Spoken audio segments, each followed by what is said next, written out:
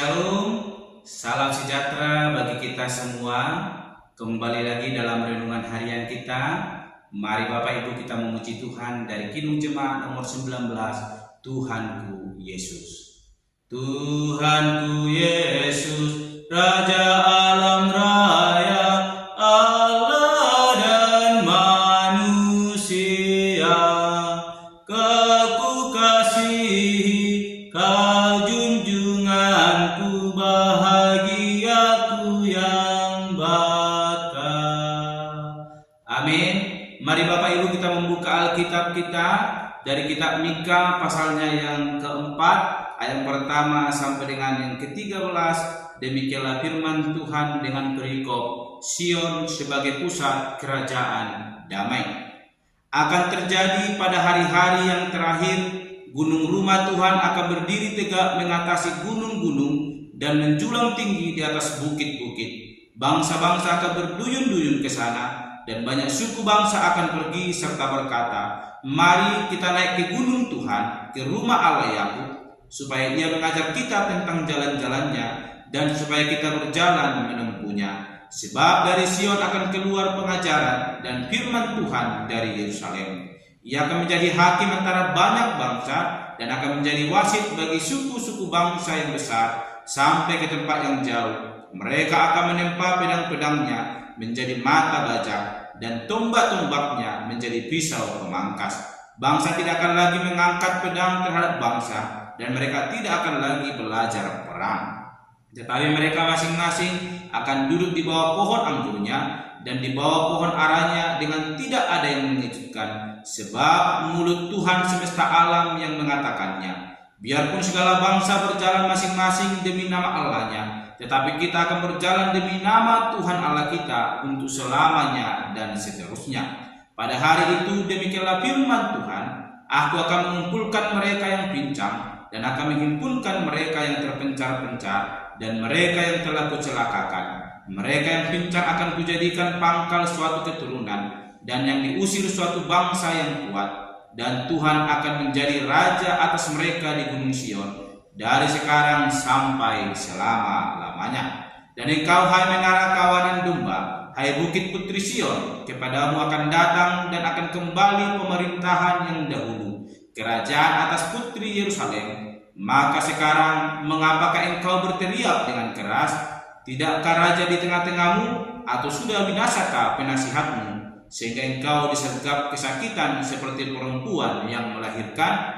Menggeliatlah dan mengadulah, hai putri Sion, seperti perempuan yang melahirkan. Sebab sekarang terpaksa engkau keluar dari kota dan tinggal di padang. Terpaksa engkau berjalan sampai Babel. Di sana engkau akan dilepaskan. Di sana engkau akan ditebus oleh Tuhan dari tangan musuhmu. Sekarang banyak bangsa berkumpul melawan engkau dengan berkata, biarlah dia dicemarkan. Biarlah mata kita puas memandangi Sion. Tetapi mereka itu tidak mengetahui rancangan Tuhan.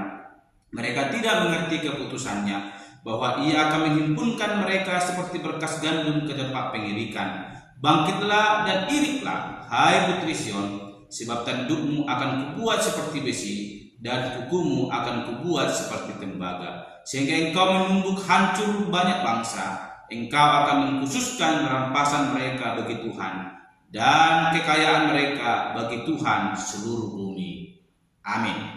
Bapak Ibu saling terkasih dalam nama Tuhan Yesus Kristus, kita kembali merenungkan firman Tuhan, dan hari ini saya memberikan tema bagi kita semua, yaitu jangan takut, Allah adalah keselamatan kita. Sekali lagi, jangan takut, Allah adalah keselamatan kita.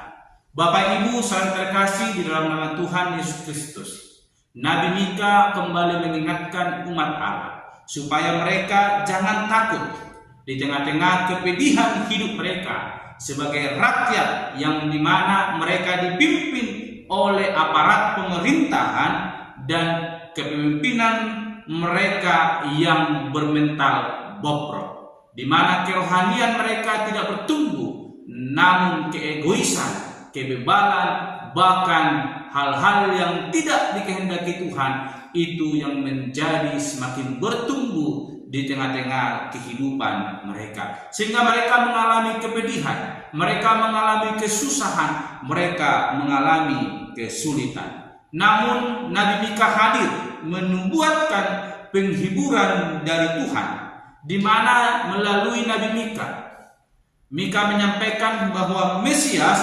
akan datang, dan di mana di saat Mesias akan datang, ia akan memerintah dan tidak akan ada lagi perang.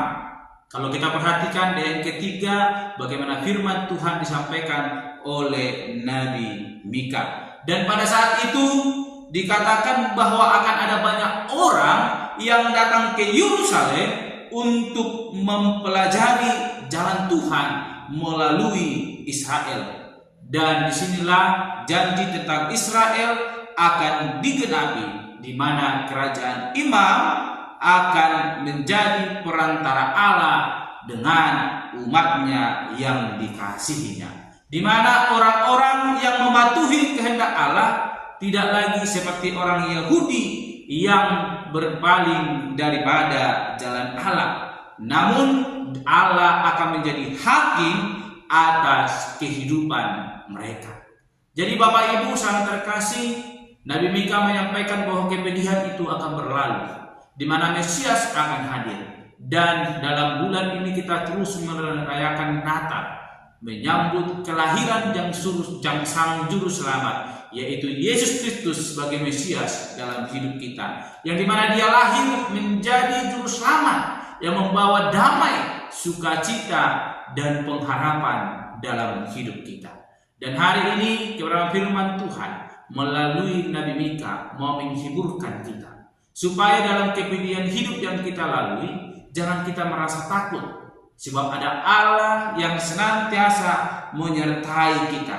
Memang jalan kita lalui sulit, namun bersama dengan Allah, kesulitan itu akan dapat kita lalui, sebab Ia adalah satu-satunya penolong kita yang sanggup menopang kita. Dia tidak akan membiarkan kita jatuh sampai tergeletak, namun Dia akan mengangkat kita menjadi anak-anak Allah yang senantiasa menikmati berkat kasih karunia yang daripada Tuhan.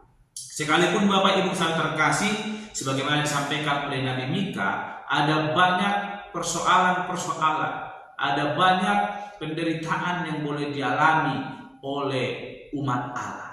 Namun janji Allah akan digenapi, dan Allah akan hadir sebagai Sang Juru Selamat yang akan membawa kebebasan, yang akan menolong kita, dan tidak ada satu orang pun yang dapat menggagalkan rancangan Allah, sebab rancangan Allah ialah rancangan damai sejahtera yang akan membawa hidup kita mengalami kasih karunia yang daripada Tuhan Allah. Sehingga pada firman Tuhan hari ini mau mengajarkan kita supaya kita semakin berpengharapan kepada Tuhan, karena janji Allah ya dan amin.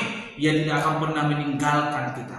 Kedatangannya ke dunia membawa kepada kita damai sejahtera, sukacita, dan pengharapan. Oleh karena itu, sekalipun ada kesulitan yang kita alami di tengah-tengah kehidupan kita, sebagaimana yang dialami oleh umat Allah, namun Allah tetap memperhatikan hidup umatnya. Demikian dengan hidup kita, ketika kita sungguh percaya kepada Tuhan, maka pertolongan Tuhan akan dinyatakan dalam hidup kita. Sebab Ia lahir membawa pendamaian dalam hidup kita. Ia lahir menjadi jembatan untuk boleh menyelamatkan kita antara Allah dan manusia.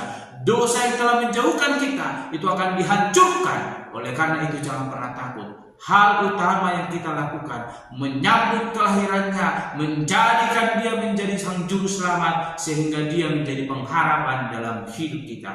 Melalui itu kita akan berkemenangan menikmati pertolongan Allah yang akan senantiasa dinyatakan dalam hidup kita. Oleh karena itu pegang janji Allah. Mesias telah datang ke dunia, tanamkan dalam hati kita, sambut Dia, maka Allah akan bekerja dalam hidup kita, memberi kita kemenangan. Sekalipun ada tekanan dunia, itu tidak ada artinya Allah akan menghancurkan semuanya itu dan memberikan kita kemenangan. Amin. Mari kita berdoa. Bapa Surgawi, kami kembali bersyukur untuk kebenaran firman Tuhan yang boleh kami renungkan, yang mengajarkan kami supaya kami jangan takut, tapi kami boleh berpengharapan kepada Tuhan, dan Allah akan menggenapi janji-Mu dalam hidup kami, dan kami akan mengalami berkat kasih karunia yang daripada Tuhan Allah. Terpuji termulia Engkau Bapa, di dalam nama Tuhan Yesus Kristus kami berdoa dan untuk renungan kami pada hari ini. Haleluya. Amin. Shalom Bapak Ibu, Tuhan Yesus memberkati.